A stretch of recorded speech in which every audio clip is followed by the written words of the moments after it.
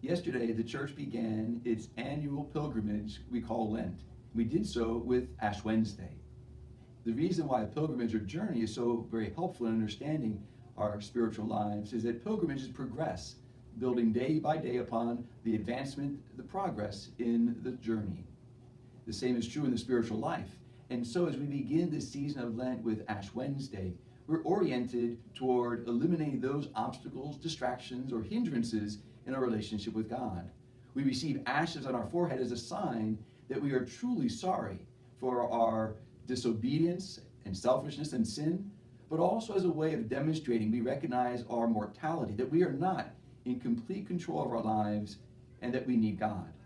And so Lent puts us on that journey that we draw closer to God day by day. When we understand that sin is our turning our backs to God, repentance is a key part of our pilgrimage during Lent because repentance turns us back to God instead of our backs to God. And the church provides 3 key spiritual exercises or tools to help us grow in our greater communion with God: prayer, fasting, and almsgiving. Each of these are oriented toward transforming our heart so our relationship with God can be more full, more clear, and more obedient to God's holy will.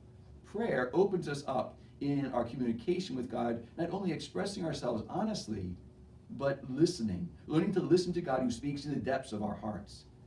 Fasting and other forms of penance orient ourselves to be strengthened in our will to reject what is evil and to choose what is good. Like athletes who must train and lift weights so the muscles can be strong, so in the spiritual life we need to strengthen our will to choose what is good and reject what is evil. And because a major part of our obstacles in growing in our relationship with God and others is our selfishness, almsgiving helps us to be more and more generous.